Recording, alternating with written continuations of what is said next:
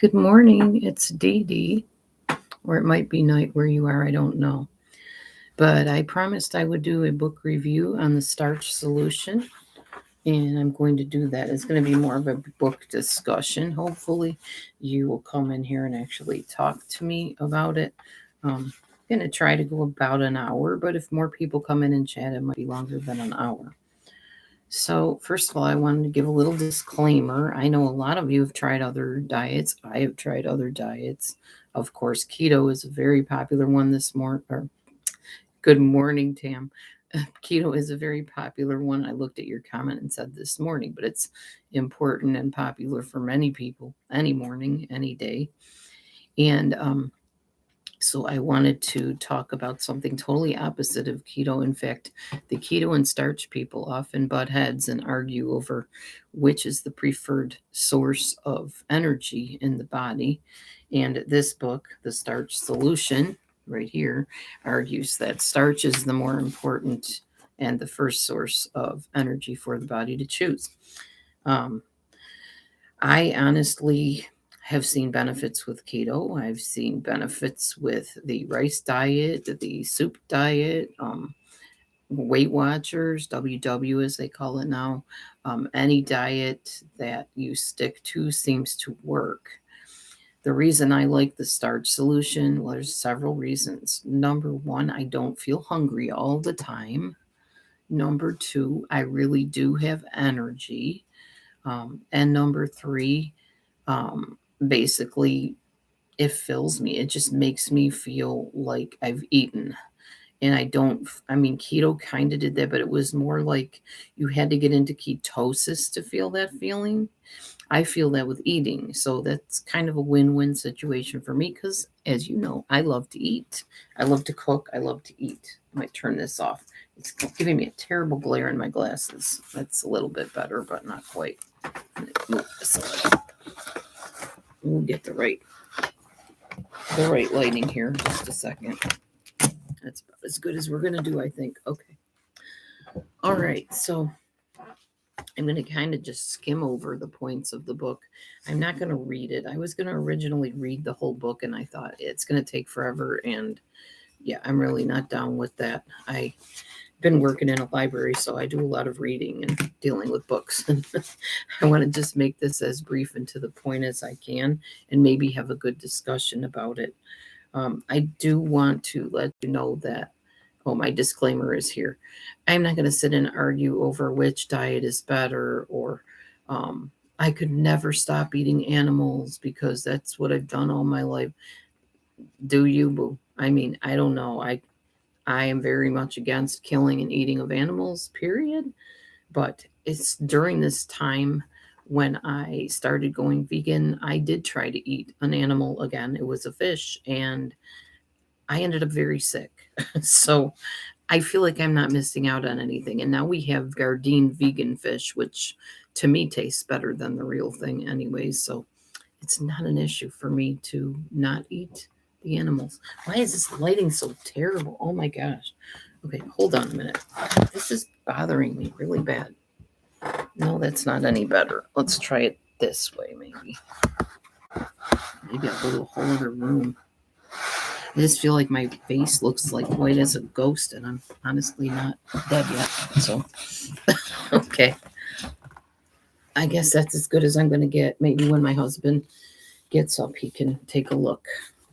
All right. So, first of all, let's talk about, oh, and as it may, like I said, with not wanting to argue about the whole vegetarian, vegan, meat eater standpoint, um, I'm not going to get into debates over that. I'm just going to tell you what the book says and my experiences. That's all really that matters. Okay, for me anyway. Okay, so let's get started. Did you know that the way the many Chinese people greet you literally means have you had your rice today? Also, cooked rice is the same word for meal in Japan, which I thought was pretty interesting. Rice is a very important staple item in the Middle East and Latin America, in Italy, and the West Indies. Rice is very important to many different cultures and people. Anyways, all over the world, even where people are starving, where the children are starving, they give them rice. Why? Because it's a really good source of energy to keep you alive. And a lot of people think, well, no, protein does that. Well, did you know there's protein actually in rice? So, yeah, you're getting what you need from the rice. Not only the rice, the vegetables as well. Plants actually produce many different things. When you water a plant and you plant them in the ground, they use the energy from the sun to form simple sugars. And this is called, back to class now, photosynthesis. I remember hearing that in science class and being fascinated with it. I was a science like nut. I love anything sciencey. Hold on a second. I'm going to move some things around here so this doesn't drive me crazy the whole time I'm talking. Oh, that's so much better. My goodness. What a difference lighting can make, you know? Okay. A little bit crooked, but we'll deal with that. All right. Perfect. As perfect as we're going to get here, I think. I apologize. I did not have the lighting figured out before I got on here, but that's life. Okay. Even in Japan, where there are Buddhist people, they refer to rice as little Buddhas. So little sources of life, little energy sources, I believe is why they call them that. Okay, back to the plants. So basically, plants store the energy in their roots and their stems and their leaves and their seeds.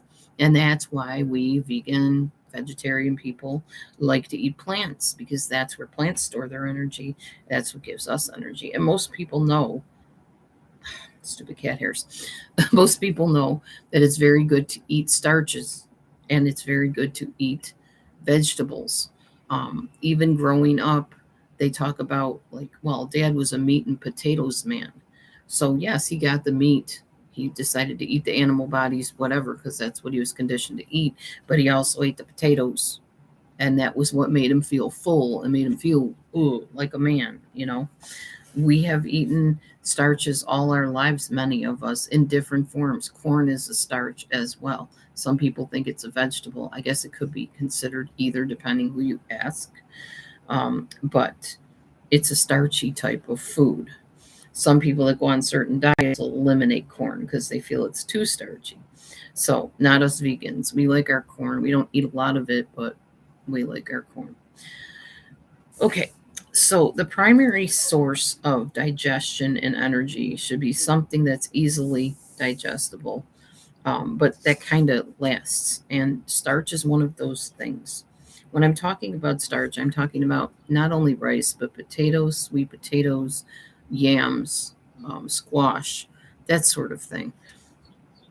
And it's something that when you eat it, it stays with you for a little while. It doesn't like go through you.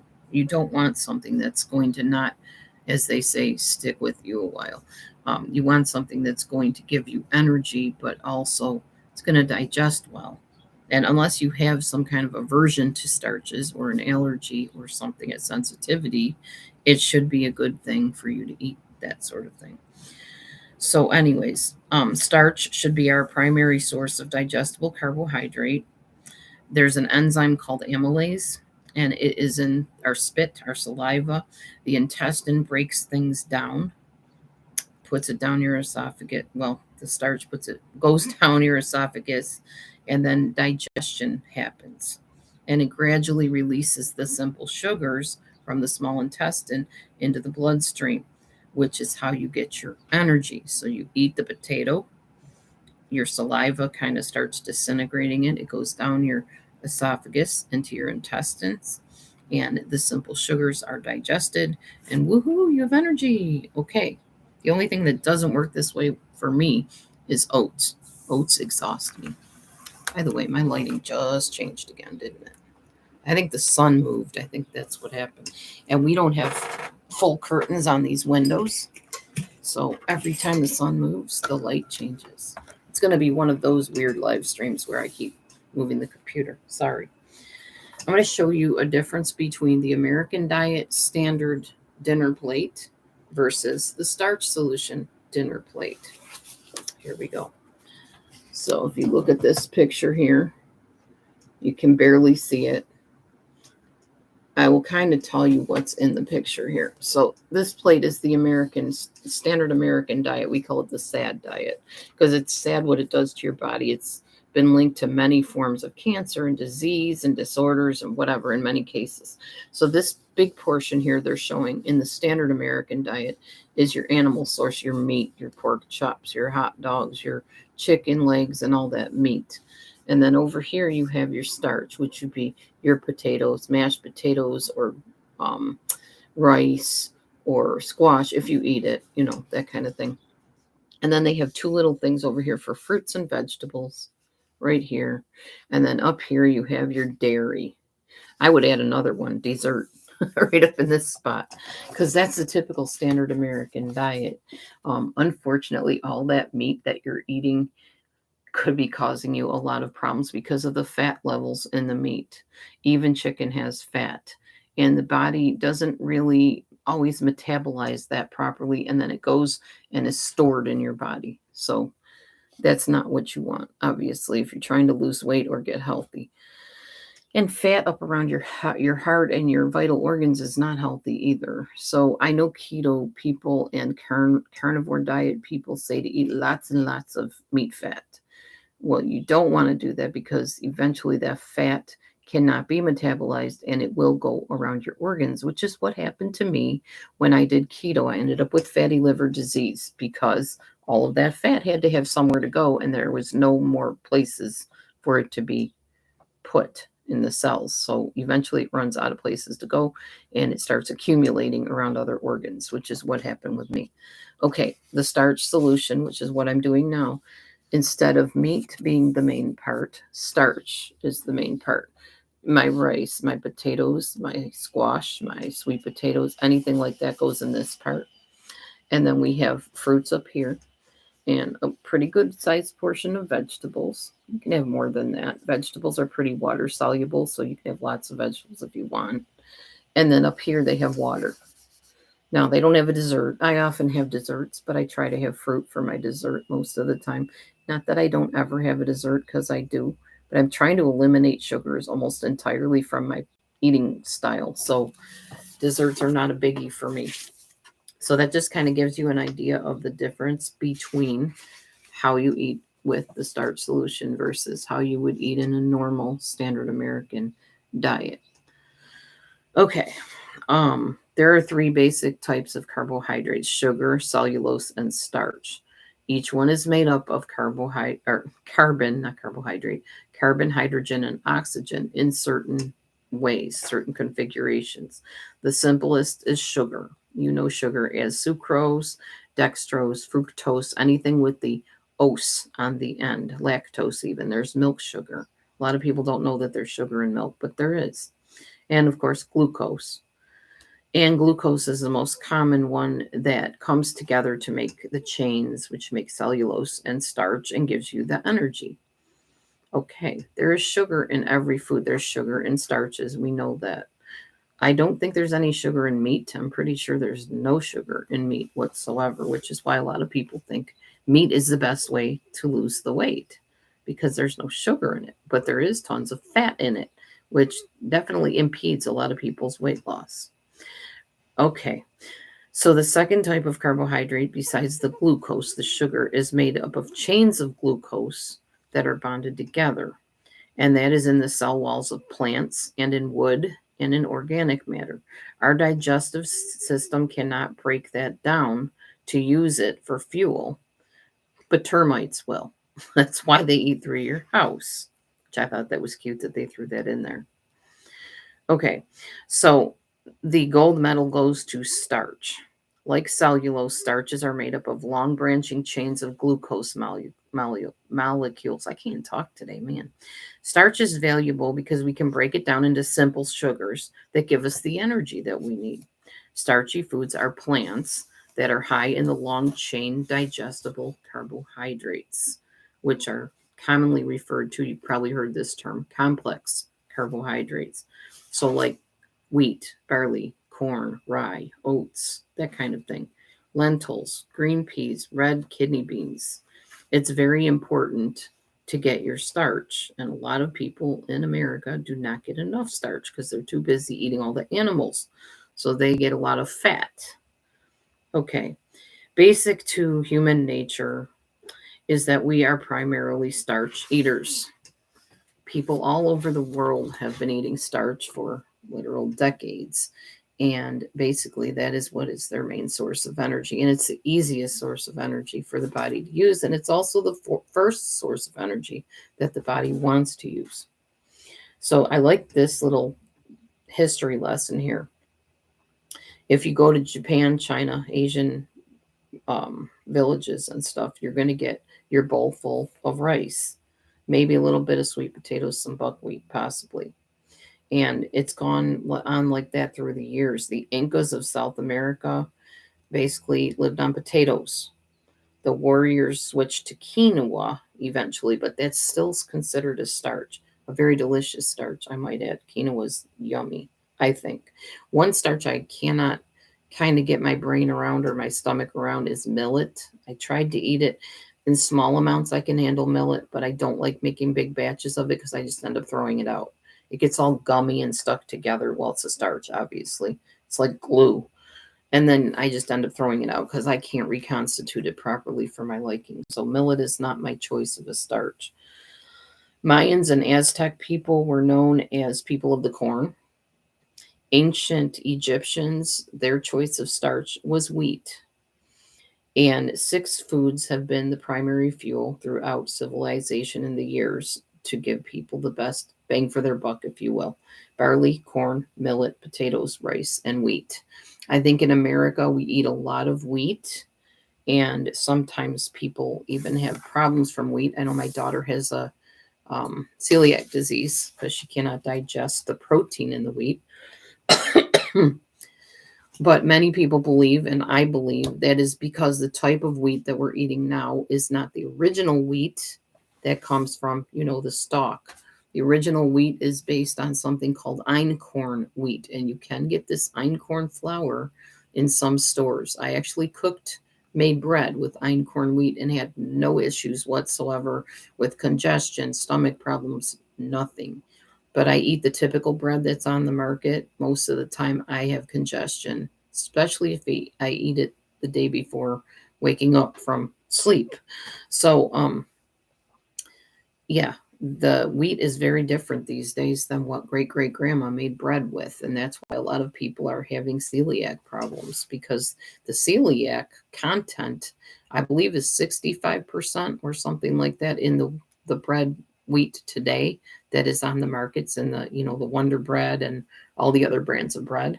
But years ago, you might remember great great grandma making bread, and it didn't bother you like that. It didn't cause you congestion or stomach problems or headaches or whatever celiac causes, because it wasn't the same kind of wheat. That wheat that grandma used was only like 25% of the gluten.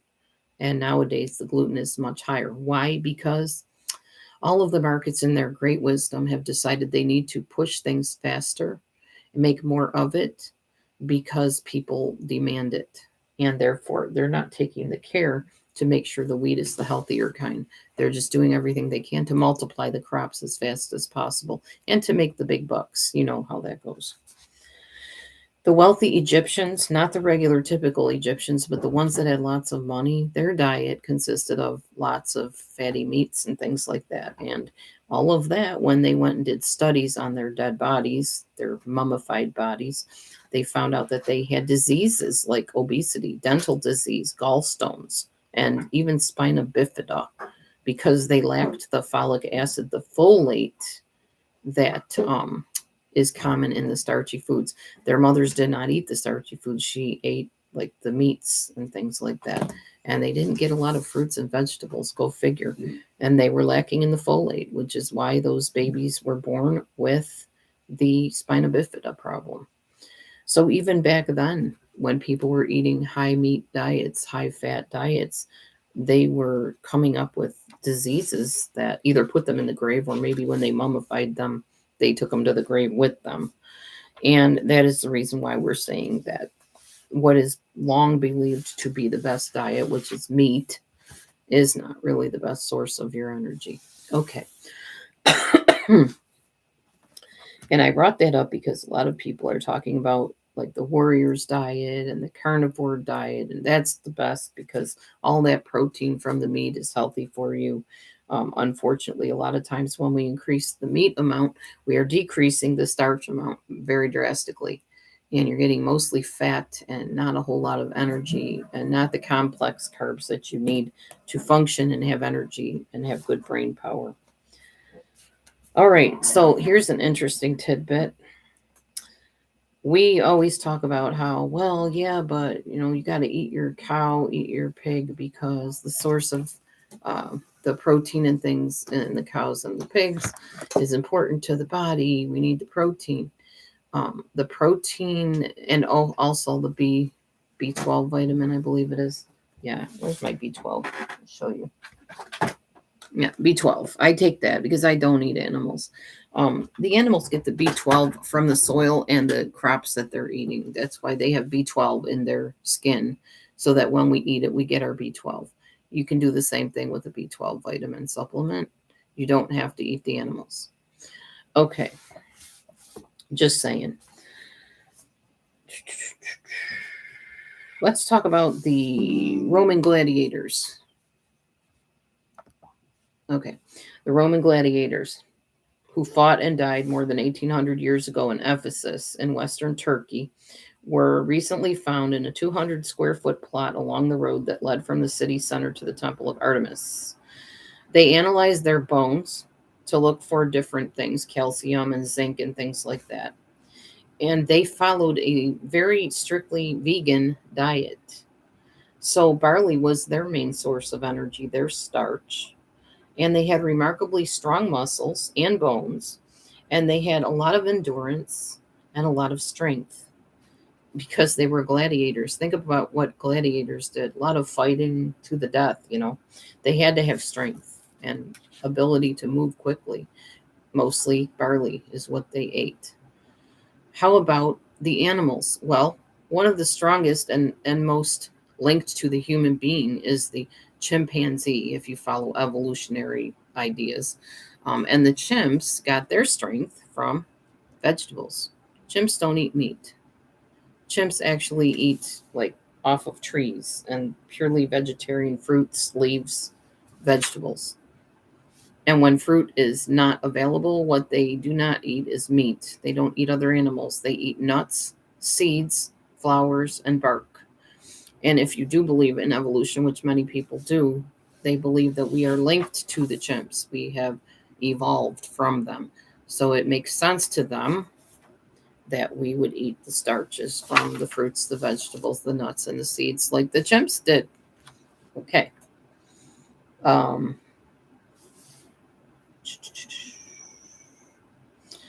So when we eat too much fat, our body looks for a place to store it, usually in our butt, our thighs, our stomach, that sort of, not our stomach, but our belly area. And it just piles it on and stacks it on, which is why you see what I'm constantly fighting, the battle of the bulge, because of years of eating too much fat, way too much fat, especially when I did keto. I really piled on the fat then. I was eating fatty meats. I was eating tons of butter in my coffee. Um, Sour cream, cream cheese, all that stuff.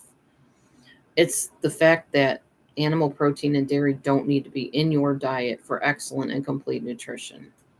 Now, you learn more about this as the book goes on, but starches are the best for you. They're not only good for you, but they satisfy. They help you feel full when you eat them. If you eat enough of them, your body releases hormones and basically you get this satisfaction feeling like, yes, I've eaten enough. That's why bread, rice, pasta, potatoes, corn, and those kind of things and barley are considered comfort foods because it's the comfortable way for your body to eat and your body knows it. So a lot of times you need to listen to your body. I'm learning that. My husband's learning that. When you're tired, sleep if you can. When you're hungry, eat, but eat well. Eat something that is going to fuel you, aka starches, carbohydrates, those kind of things. All right, let's talk a little bit about refined foods. In the 2002 World Health Organization report, there was a shift that they explained from refined foods, foods of animal origin like meat and dairy, and increased fats. And that was what considered or what comprised the global epidemic of obesity, diabetes, and cardiovascular disease. This was a report put out by the World Health Organization, okay? They are even attributing diseases to this new thrust in keto, lots of meat, lots of fat, lots of disease. All right. 18 million people die of heart disease annually. More than 197 million have diabetes. Half of all the people following the Western SAD diet will develop life threatening cancers. I have people in my family right now that have cancer. Now, I'm not going to condemn them and say, well, it's probably the way they ate, although there are some people in my family that believe that those that have cancer may have been eating improperly and that could have linked to it. Lots of fat, lots of too much protein, all of that stuff is not healthy for the body. They don't eat enough of the healthy starches in the right amounts, and with your fruits and all those things could be linked to that. Who knows? Nobody really knows exactly what causes cancer, but there is a linkage that they're starting to find that the way you eat affects the way your body processes food and digests things and where it goes and how it works in your body. The body was made in a specific way by the creator, I believe, and he knows what is best for it. And that is why he created the fruit in the garden and the vegetables. And Seventh day Adventists believe that the only reason people started eating meat was because of the fall of man. Originally, Seventh day Adventists believe the fruit in the garden and the vegetables and the things that grew there were the top diet. That was the main diet mankind was supposed to eat. When man sinned, then he decided, oh, I need to start killing animals and eating them or whatever. Now, some will say, well, yeah, but the creator killed the animal to make the coat for Adam or the loincloth or whatever it was. I guess it was a loincloth. Yes, but that was only after Adam disobeyed him. So that is the argument that originally we were meant to eat fruits and vegetables and starches, not animals. So I'm just sharing a little tidbit there. You can take it or leave it. It doesn't matter.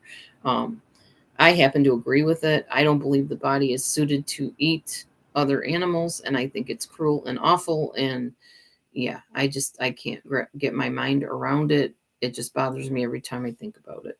And anytime I have eaten an animal, I've gotten very sick from it. So I will stick with the starches and the healthy things that I know to eat. And yeah, okay.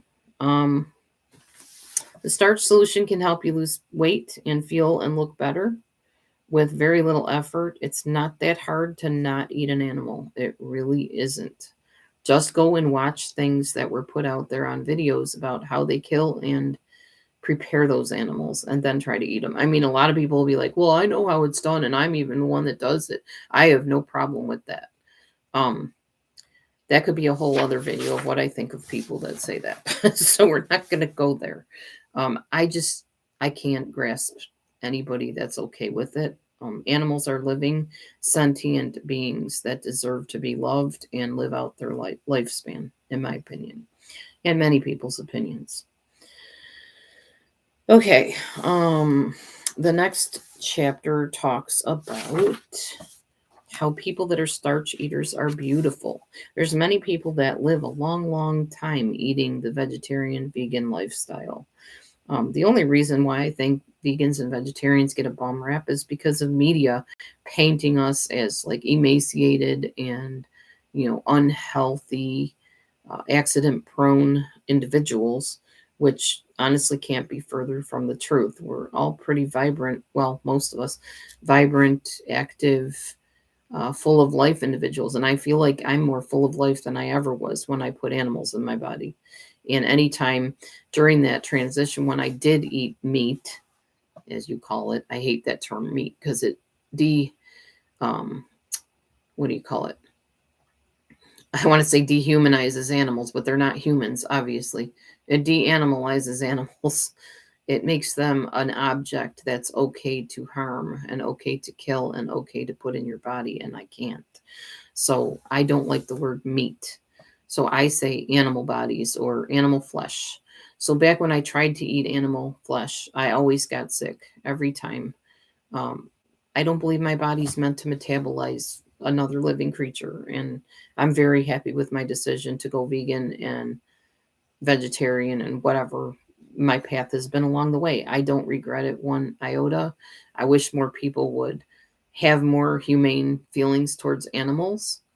I have a hard time because I am Jewish, and part of the Jewish ceremony involves killing a lamb. And when I went to the Hebrew Roots church I used to go to, they would literally slit the lamb's throat and kill the lamb right there in front of everybody. Now, you know me, I'm a humanitarian. I couldn't handle that, so I waited till after they did that, even when I was eating meat. And I just stayed back until that was done. I didn't go and watch that. I couldn't watch that. Again, the debate is whether God, the creator, just did that, allowed people to kill animals or commanded them to kill animals because of man's sin. And it could very well be. I don't know. Someday I'll ask him that. I just know I'm happy with my decision and we'll just go with that. Okay. Just a second. I'm going to skim here a minute and see what else I want to share with you. Okay. Some people say, yeah, I hear you, Tam. So some people say that a calorie is a calorie is a calorie, and that's not necessarily true. When it comes to accumulating fat, the calories from animal products lend to that very quickly. Oils also, oils are not healthy. Vegetable oils, especially high fructose corn syrup, is really bad. I'm not saying that's an oil, but that's another type of syrupy thing that we use to sweeten things. Fat is used also to make things more palatable, and none of that stuff is healthy. It accumulates as fat in the body and causes disease. So, three components of food provide the fuel that we know as calories or energy: proteins, fats, and carbohydrates. Starches like corn, beans, barley, rice, that kind of thing, potatoes, they give the carbohydrates and dietary fiber, but are very low in fat. Bet you didn't know a potato had fiber. I did not know a potato had fiber until I started gradually getting into the vegan and the vegetarian lifestyle. They will help you feel full, believe it or not. And they have a quarter of the calories of any type of oil, any type of animal product, or cheese, even. So, only a fraction of the calories, plenty of energy, plenty of fiber, and that's what you want to be eating is your fiber. Americans are very, very low in fiber. Why? Because their diet consists of a large portion of animal products and oil. There is no fiber in animals, there's no fiber in oil. So it's not healthy. Not healthy at all. Um, he's going to talk to you a little bit about his personal experience. Before he understood the importance of eating enough starches, his meals were red meat, no carbohydrates, no potatoes, rice, corn, whatever, chicken, fish, cheese, so kind of like keto stuff, and animal fat and oils. After finishing a full plate of the food, he still was hungry, very hungry. The second plate kind of made him feel a little bit more full, but he still wanted more, which is why we usually crave desserts also when we eat the high animal product diet.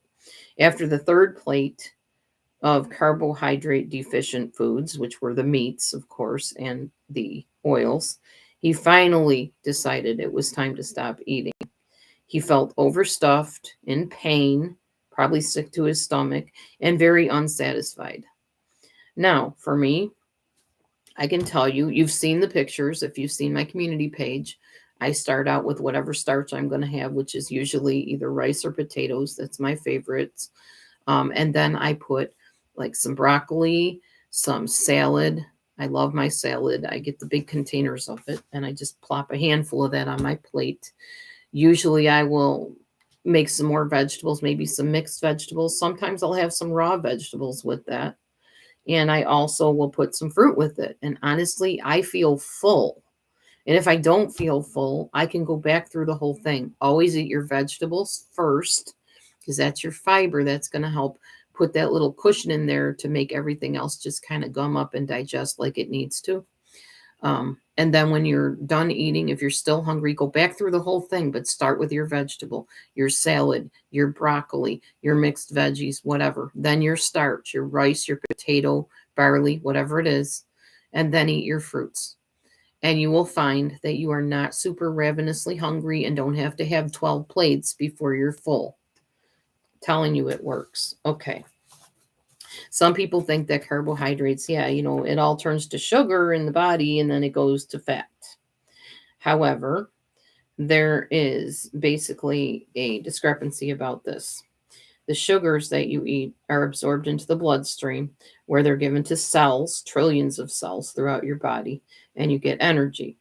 If you eat more carbohydrate than your body needs, so more potatoes, more barley, whatever, you'll store about 2 pounds of it in your muscles and your liver in the form of glycogen. If you still eat more than that, you're going to burn the remainder off as body heat through movement, which is why if you're eating carbohydrates or any kind of eating plan, you should be moving, obviously, because it's good to exercise, it's good to move. Walking to work, typing, doing anything physical will help burn off whatever carbohydrates you eat. Turning sugars into fats is called de novo lipogenesis. Pigs and cows do this. They convert the carbohydrates from grains and grasses into the calorie dense fats that you see on them. That's why piggies get fat. And that's why people like them as a food source, because the fatter they are, it makes them look big and healthy. And woohoo, we're going to have great pork chops tonight. That kind of thing. Oh, hold on, things popping up on my screen here, distracting me. Humans, on the other hand, are very inefficient at converting carbohydrate to fat. We don't do it under normal conditions. So basically, when people say, well, don't eat that potato, it's going to turn to sugar and then it's going to go to fat, not true. They've proven that that is not the case at all. We convert it to energy, and any excess we convert into like muscle tissue and things like that. Okay. The warning that carbohydrates are turning to body fat is a myth, and it's nothing more than a myth. In humans, even substantial quantities of refined and processed carbohydrates contribute only a trivial amount to body fat. And it's not true of animal and vegetable fats, however, which is why the oils are important to note that you don't need a lot of oil in your diet, or any for that matter. A passenger on a cruise ship gains an average of 8 pounds on a 7-day voyage because of diets of buffets of meats, cheese, and oil-soaked vegetables and high-fat desserts. So where does all the belly fat come from? The fat you eat is the fat you wear. So let's talk about what Dr. McDougall suggests on a healthy diet. Now, I will not eat this much because I don't eat this much, but you're supposed to add one or a mixture of these to your daily eating habits. 4 cups of rice, steamed, 4 cups of boiled corn, 4 mashed potatoes, 4 sweet potatoes, 3 cups of cooked beans, peas, or lentils, 4 cups of boiled spaghetti noodles, 12 slices of whole grain bread. Like I said, I would not eat all of that. There are people that do eat this. I would think you'd have to be very active to be able to handle eating all that. That would make me feel like really bloated and uncomfortable to eat that kind of stuff. But you can eat it, and it will not turn to fat, is what the point is. Okay. Like I said in the beginning of this video, rice is the main staple item that people provide to impoverished countries, because people know that it gives little children energy and it will keep them alive, because the body can metabolize that in a healthy way to keep them alive and healthy. They don't send over chicken legs usually to people in impoverished countries. It's not any type of fuel source that the body can use to stay alive in a healthy way without a bunch of diseases following it. So, yeah, That there's a reason why starch is the staple, and potatoes also is another one that they send over to impoverished countries. There's a reason for everything that is done in life. A lot of it is being kept hidden from you by the Food and Drug Administration and the powers that be because of the almighty dollar that they're all trying to get after. So they hide a lot of this information and don't want you to know that you don't need to eat animals to be healthy. Okay, there is a lady who was heavy most of her life. Her name is Cloudy Rockwell. She's from Alaska. You can imagine, I mean, in Alaska, I think they eat a lot of whale fat and things like that. She ended up having really bad health issues and things, and she found the Dr. McDougall plan. She decided to start trying the starch based plan, and she said that it was really good to be able to be prepared. Doing batch cooking has really helped me a lot with some things. So I like to prepare my starches ahead of time. Like I like to have rice in the fridge or barley if I'm going to eat barley, or potatoes. I like to cook those in the microwave or maybe in the oven. One thing that I found is really tasty, you take sweet potatoes and you cook them in the air fryer. Chop them in half, put them face down so that the rounded part is up. Cook them in your air fryer, and they get like this sugary, crystally part on the outside of them, like the meat part of it, as I call it, the orange part, and it tastes delicious. You can make those all up ahead of time and have them in the fridge and just warm them in your microwave or on the stove or however you want to warm your potatoes. And they're delicious and they're really healthy for you. And potatoes are a really filling item to be eating as well. Okay. So she said she deserved, this lady Cloudy Rockwell said she developed the enough syndrome, which means she'd had enough and there's food for her at home, so she doesn't need to binge on restaurant foods or food she ate when she went out. And when she would see something that was like a non-planned food, which wasn't like a starch or a vegetable or a fruit, her body would tell her, her brain would tell her that's not food. The chocolates in the jar at the office, the cheese in the drawer at home, the calamari on the table were no longer food for her after a while. You do change your taste buds when you eat this way. You don't crave animal products anymore. I don't crave pork chops and chicken, and what I crave is potatoes and rice and starches and vegetables. And to be honest with you, even if I do eat out at a restaurant, and Matthew's seen this too with himself, you tend to crave a salad or vegetables or whatever you know you have at home that's healthy for you. Go to a restaurant. If you try eating this lifestyle, this McDougall starch solution lifestyle, or any type of whole food plant based eating, after a while, you will find out when you go out to eat that you can't wait to get home and have a salad. You can't wait to get home and have a bowl of broccoli because it feels like you need that to push the gluck out of your system that you just ate at the restaurant. Usually oil. If you're not eating meat, animal stuff, it's going to be full of oil. Restaurants use tons of oil. How do I know this? I owned a restaurant. I can tell you. We used a lot of oil to cook our meat, to cook our vegetables. If we had vegetables, French fries is deep fried in oil. Put all that oil in your body, and you, if you're eating whole food plant based, you crave stuff to push that through and get it out of there. I've noticed it every time I go to a restaurant. I'm like, I cannot wait to get home and get some real food in me. That's what I tell my husband. Real food like broccoli or cauliflower or anything vegetable based or salad based will help with that. Okay. Let's see here. I was hoping I'd have more people talking, but probably not of interest. People don't want to change the way they eat. Sadly, a lot of those people that don't want to change the way they eat are the people that will be coming on here talking about their cancer, their diseases, their mental health issues, and they have linked all of that largely to what you put into your body. There was a saying years ago in the computer industry, GIGO, garbage in, garbage out. There you go. Yes, exactly. Some of the oil causes skin breakouts. I know that when I eat chocolate, like milk chocolate, which I believe has a certain amount of oil in it as well, my face will break out. I have a little blemish right here. This is from eating milk chocolate. Valentine's Day is coming. Hubby decided to get me some Ferrero Rocher chocolates. I ate just a serving of them, and within eating 3 pieces of that chocolate, little zit started coming out. And most of you know I have really good skin most of the time, but if I eat milk chocolate, guaranteed breakouts. Guaranteed every time.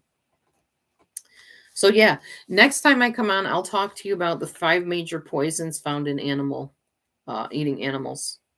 So we'll learn about that next time. I'm not going to get into that now because obviously it's 45 minutes in and I'm not going to overwhelm you with information because it is a lot. It's a lot to know. But the starch solution says eat the foods you love, regain your health, and lose the weight for good. I'm on my way to the whole weight loss thing. I have a hula hoop coming in the UPS or the mail or wherever it comes from, and I'm going to be using that throughout the week and whittling down my waistline. So hopefully, next belly dance video I do is going to show a little bit slimmer of a waistline and body, along with my very healthy starch eating plan. I hope y'all out there will at least try it. I realize you're conditioned to eat meat. I was too, to eat animals. I was raised as an Italian. Come on, ma'am, you can do it, buddy. Maybe he's trying to get in the window. I was raised as an Italian, and meat was a very popular thing on the table. Pork chops, chicken, turkey, the whole 9 yards. And that is the staple way that we ate. We didn't teach any otherwise, and we raised our children that way. And until recently, we didn't know there was a problem with it. So um, there's some cancer in my family. There's thyroid problems in my family. I'm one of them that has a thyroid issue. I'm hoping maybe one day to reverse my thyroid problem. I don't know if I will or not. I'm going to do my best to get my weight under control and see if that helps. A lot of people go right off their thyroid medication when they get the weight under control. So I'm going to give it a shot and see what I can do. Meanwhile, I'm just trying to better myself. I didn't put wellness because, wellness is kind of a situation where people could debate what that really means. But if I can better myself and better my health, that's important to me. I'd love to be well, completely well would be great. But I can't really say I'm well if I'm still taking Synthroid for my thyroid. That's not well. That's a state of dis-ease in my body that I hope to reverse one day. We'll see if I can do it. I don't know. It's a good challenge. And my obesity problem with my fat tummy and things like that, I hope to reverse that as well. I'm doing the best I can with what I know and what I believe, and hopefully you guys will think about some of the stuff I said. I'm sorry it was a little bit all over the place and jumbled. I'm still kind of in a learning process about all of this. I too was conditioned to believe that I needed to eat animals to be healthy and that animals were put here for that reason. And we have authority and dominion over the animals, so we can kill them and we can eat their bodies and not have any guilt about it. I can't. I can't. I won't. Not anymore. And anytime I have tried, I end up sick.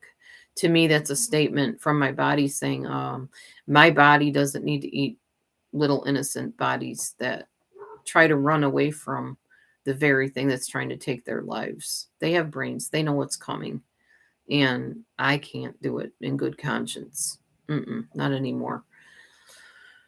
Anyhow, I hope you'll consider increasing the starches in your diet and lowering the amount of animal things that you're eating because it's really not doing you much good. Uh, it may give you a little bit of protein, it might help you lose weight, but at what cost down the line? Even people that are on keto right now, a lot of them have gone off of keto and gained all the weight back and then some. My daughter's a definite description of somebody that did that. She lost 100 pounds on keto and gained 100 plus back, I believe.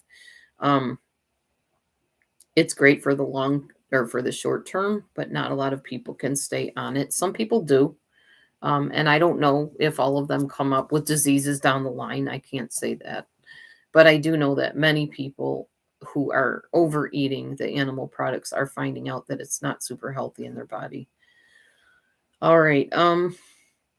I guess that is all I have to say. Does anybody have any questions? I see there's 6 people here. My cats are trying to get out the window again. Aw, thank you, Tam. I'm glad you think so. 1 out of 1,000 billion people isn't bad. I'm glad somebody got something out of it. Heck, if I could even inform one person or share a little bit of helpful information with one person, that's worth it to me. You're my one. I appreciate you, Tam. Thanks for being here.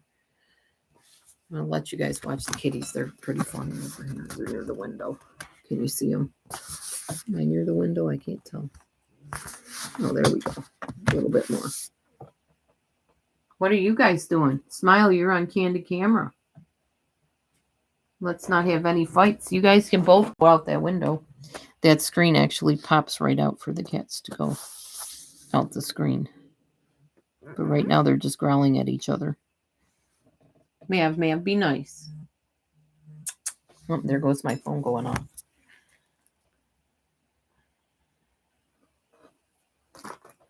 Nothing? No entertainment? Okay. Yeah, they've been so much better since I got that pheromone plug-in. They actually get along a lot better. They don't tear each other to shreds anymore. They'll kind of growl at each other and swat at each other, but it's not like really bad. Oh, now Neo's outside looking at all three of, or all, both of them. All 3 of them are looking at each other is what I was trying to say. Okay, guys, I guess I'll go. I'm glad I informed you of some things, Tam. Yeah, definitely. Wonderful kitties. They've all also, since I used the pheromone thing, they have all kind of come closer together with each other. Like they will literally go up on that shelf in the living room and like 4 of them will be lined up right in a row. We never saw that before. So there's kind of a more peaceful calm in the air, I think, now that the pheromones are in the air. I don't know what exactly pheromone treatments do, but they work for some odd reason with cats. We'll be getting another plug-in, I think, monthly so that we can make sure we keep the peace among all these 5 cats. Otherwise, it's utter chaos. All right, y'all. Have a great one. Thanks for listening to me. I'll be back again. Remember, our next little bit of information is the 5 major poisons in animal foods, animal products that you eat. So have a good one, and we'll see you soon. Be blessed, everybody. Shalom. Shabbat shalom. Actually, it's actually Shabbat today. Shabbat shalom. See you soon.